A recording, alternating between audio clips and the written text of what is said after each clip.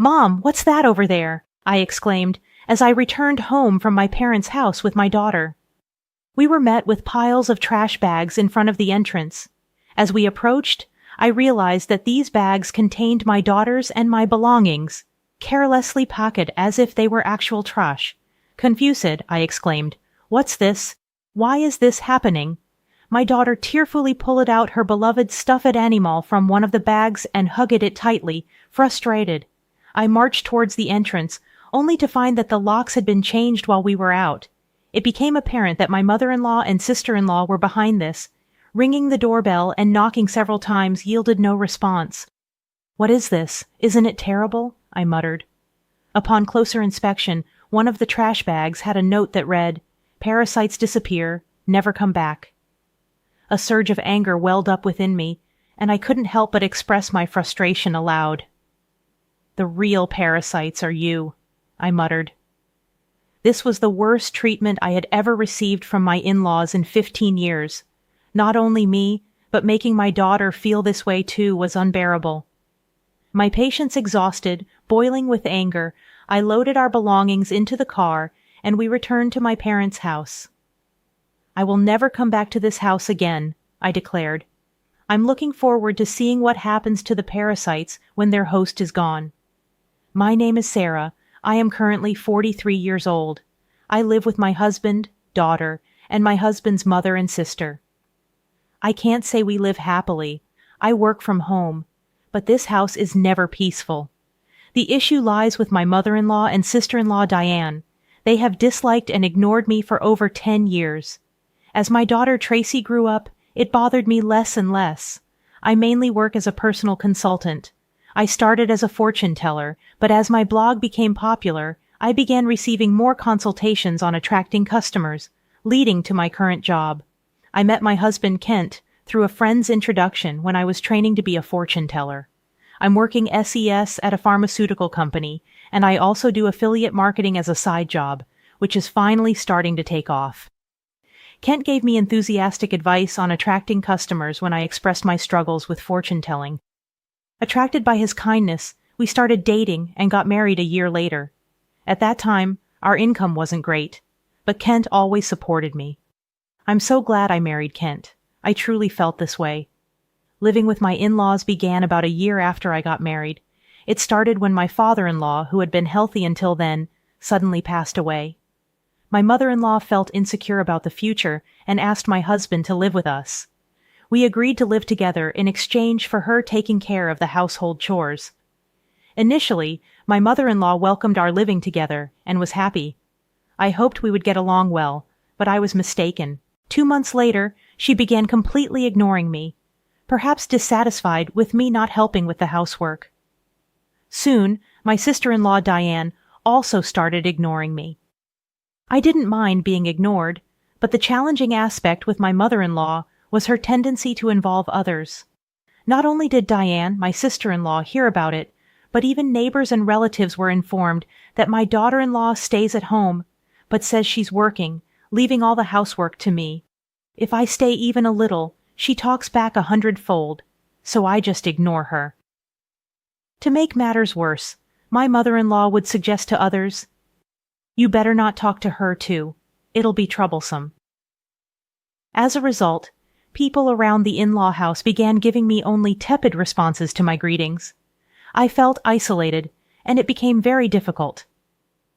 Despite my pleas to stop spreading strange rumors, my words were completely ignored. Although my mother-in-law's attitude softened slightly when my daughter Tracy was born 2 years after we started living together, her overall stance towards me hardly changed. However, she was very fond of Tracy, and having her help with household chores and child care was a huge relief. As my work became busier around the same time, my husband Kent's side business started to struggle, and he seemed unable to adapt to changes in the affiliate marketing market. He approached me saying, "Sarah, can you increase your contribution to the monthly expenses a bit?" I agreed, expressing that my consultations were increasing and the new methods I implemented were working well. Despite my willingness to collaborate on ways to boost his sales, Kent insisted on handling it independently, saying, "I think I'll try it on my own. I'm really sorry.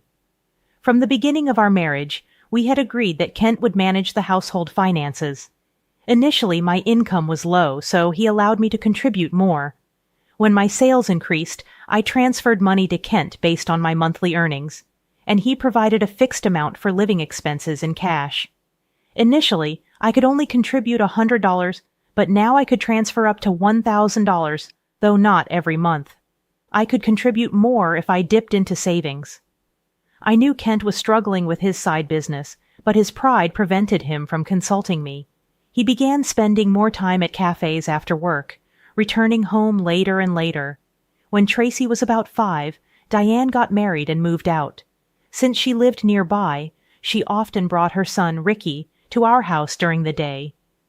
When Ricky turned 1, Diane expressed her intention to start a part-time job. My mother-in-law gladly offered to take care of him until the evening. Diane was appreciative, saying, "Thank you, I'm so happy." However, as my mother-in-law began caring for Ricky at home, she became very fond of her grandson and started being cold towards Tracy. When they fought, my mother-in-law would scold Tracy, comparing her unfavorably to Ricky. Over time, Tracy started playing near me and began to dislike my mother-in-law's behavior. I spoke up, saying, "Talk to your mother, Tracy, and Ricky are both her grandchildren. She should treat them the same. Tracy is already a big sister in elementary school." However, my mother-in-law's focus shifted, and she approached me saying, "Things are tough at the company right now. We might not get bonuses, so could you contribute a bit more?" Despite the challenges, my blog's client attraction was successful, and I started receiving more consultations as a consultant, earning far more than I did as a fortune teller. When Kent requested additional financial support, I responded, "I'm already contributing $2,000 a month. Isn't that enough?" "Yeah, I'm embarrassed to say, but my salary has decreased, and the side business isn't going well." "Don't be secretive. We're a couple. We should support each other in tough times." "I'm really ashamed, thank you." Later, the amount I contributed gradually increased, and eventually I was transferring $4,000 a month to Kent. Still not wanting to hurt his pride, I let Kent continue to manage the finances. When Tracy was in 6th grade, Diane came back home with Ricky. It seems Diane got divorced due to her infidelity, but I don't know the details. By this time, Tracy could help around the house, so household chores were divided among each family. Being ignored by my mother-in-law and Diane continued, but it no longer bothered me. It's unfortunate that I couldn't give Tracy her own room when she started middle school, as Diane's return meant we ran out of rooms. One night, while discussing which tutoring school Tracy should attend for middle school, Diane suddenly said, "Hey, tutoring is expensive. Why doesn't Tracy study by herself? Could you stop making such comments? I'm paying for the tutoring, so it's none of your business." "What Sarah is paying?" "Impossible. You don't earn anything. Kent said he's supporting you. You're just a leech, aren't you?" "Ha ha ha. You married him because he has money, right?" "Exactly. Kent told me not to speak ill of Sarah, who can turn, but that's just shameless." My mind was filled with questions. What does this mean? What has Kent been telling his mother and the others? Kent is the one supporting this house financially. It's about time we put an end to the parasite's lifestyle. I feel bad for Tracy, but if we pay for her tutoring, we won't be able to pay my compensation. Not be able to pay? Are you saying our house is paying for your compensation, Dan? Kent said he would pay for it. You should spend your money on Ricky. I began to understand the deception and felt my anger rising. My husband had always managed our household finances, and my mother-in-law had taken care of the household chores and childcare until Tracy grew up. So I thought they knew I was also contributing to the household expenses. Is Kent bearing all the expenses of this house, including your living expenses and the compensation Diane is supposed to pay? Be quiet. It's only natural for a family. You're the only outsider here, not related by blood, and yet you act as if living here is your right. It really makes me angry. I contribute money too. Don't talk back. What you contribute is barely enough for your own food expenses. You hardly have any income, and yet you're so arrogant." I could feel my body trembling with anger. I could see Tracy on the side, looking like she might cry. I knew Kent had a lot of pride, but I never thought it would be this bad. Certainly in the beginning, Kent was paying for the living expenses and pocket money for my mother-in-law and Diane. But I had started contributing as well, and now we were living on my income. I needed to talk to Kent properly. Around midnight, Kent came home. He was drunk and seemed cheerful. "Can we talk? I didn't know you weren't getting any money from your mother or Diane. They said you're covering all the expenses of this house." "About that, my bad. It's a matter of pride as a man, you know. When we started living together, I was paying for everything. There wasn't a right moment to say you were also paying, and in front of the family. Let me be the eldest son a little, please," Kent said with a light-hearted tone, like in a comedy sketch, putting his hands together. "Oh, that's right. I'm going to Conan this Saturday. I'll be gone for a week. Take care, Sarah." Kent continued. "Why? I got invited to a seminar in Conan by a friend I'm doing a side business with. I'm going to make it a success, so cheer for me, Sarah. Well, I'm off to sleep. See you tomorrow." My husband laid down on the mat in a cheerful mood and soon started snoring. My anger wouldn't subside, but recently, with Kent coming home late, we hadn't talked much, and I had no idea about this. I thought he was joking while drunk, but on the weekend, Kent really left with a large suitcase. During Kent's absence, I had the freedom to use the car, so I decided to take Tracy back to my parents' house. The next day, a shocking event awaited us. "Mom, what is that?" When Tracy and I returned from my parents' house, there were piles of trash bags in front of the entrance. Upon closer inspection, these bags contained mine and Tracy's belongings, carelessly packed just like real trash. "What is this? Why is this happening? I don't understand." Tracy, crying, pulled out her beloved stuffed animal from the bag and hugged it. Furious, I headed towards the entrance. "Has the lock changed?" It seemed that the locks had been changed while we were out. This must be the work of my mother-in-law and sister-in-law, Diane. I rang the doorbell and knocked several times, but no one came out. What is this? Isn't it terrible? Upon closer inspection, one of the trash bags had a note saying, "Parasites disappear, never come back." I felt a surge of anger from the bottom of my heart. The real parasites are you. I couldn't help but let out a swear word. This was the worst treatment I had ever received from my in-laws in 15 years. Not just me, but making my daughter feel this way too. I finally lost my patience with boiling anger. I loaded the luggage into the car, and we returned to my parents' house. I will never come back to this house again. I'm looking forward to seeing what happens to the parasites when their host is gone. When we returned to my parents' house, they were shocked. I hadn't told them about the ignoring from my in-laws, the money issues, and most of all, their attitude towards Tracy. Not wanting to worry them, my parents said, "There's no need to go back to that house. You should claim compensation from them." They cried with anger and told me to stay with them. My mother's words, "You really had it tough," made me cry too. In reality, I had been trying my best all this time. Enough is enough. I finally decided to confront my feelings while staying at my parents' house. I contacted a friend who had introduced me to Kent. She was connected to Kent's side business friends. "Are you doing well? I want to ask you something. Do you know if Kent's friends are currently in Conan, that famous entrepreneur seminar, right?" I was invited but wasn't interested, so I declined. "Kent didn't go, did he?" "Yeah, that's right. By the way, I heard Kent quit his job and is now managing a business with his wife. You two must be close." "Ah, yes, that's right," nonchalantly I replied and hung up. Immediately after, I called Kent's company. What my friend said was true, and to my surprise, Kent had quit his job 2 years ago. This meant that for the past 2 years, I had been paying almost all of the living expenses for my in-laws. Looking back over the years, I suddenly felt hollow. A week later, I received a laid-back message from Kent saying he was back in the U.S. After continuously ignoring him, I stopped hearing from him altogether. He must have heard the news back home. Expecting persistent contact from Kent, I hired a detective to investigate him. The investigation revealed that Kent, dressed in a suit in the morning, spent his afternoons gambling and evenings at a woman's house. So, I asked for an investigation into his infidelity as well. 3 weeks later, Kent called me. It must have been close to his former company's payday, and he was panicking. "Sarah, sorry I couldn't contact you. I'm sorry for what my family did. I heard they kicked you out, and I was thinking, why did it come to this? Really? Did you tell the truth to your mother and Diane?" Kent quickly changed the subject and said something unbelievable.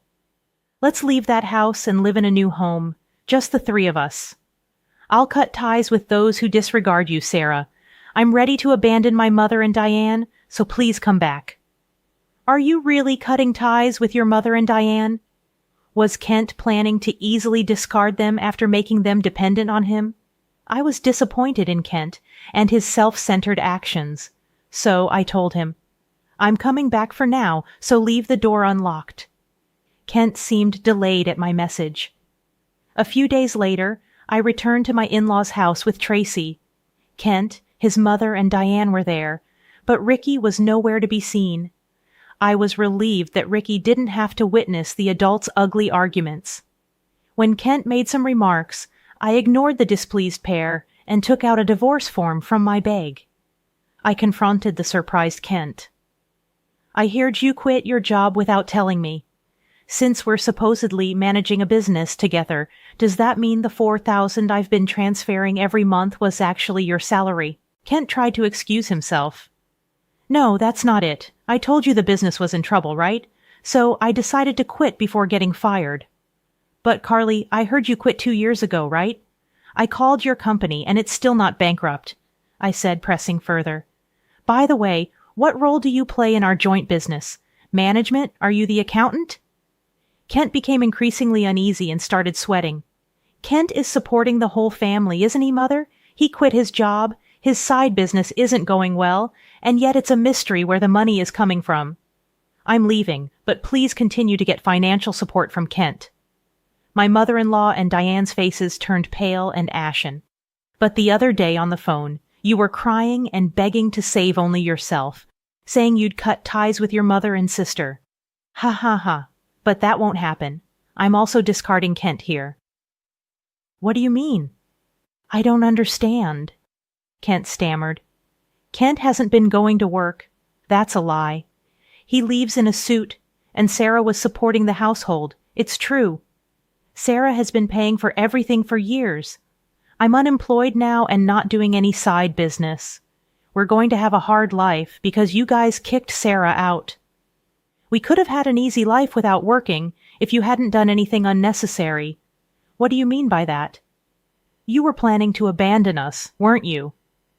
Kent's response ignited the fury of my mother-in-law and Diane as the three of them caused a commotion. Tracy and I began to take action. I came to pick up some forgotten items. I took a cleaning robot bought within the last 6 months, an expensive microwave favored by my mother-in-law, and the beauty device Diane had gotten from Kent. "Wait, that's mine. This is mine since I bought it with my money, or you can pay me back for it."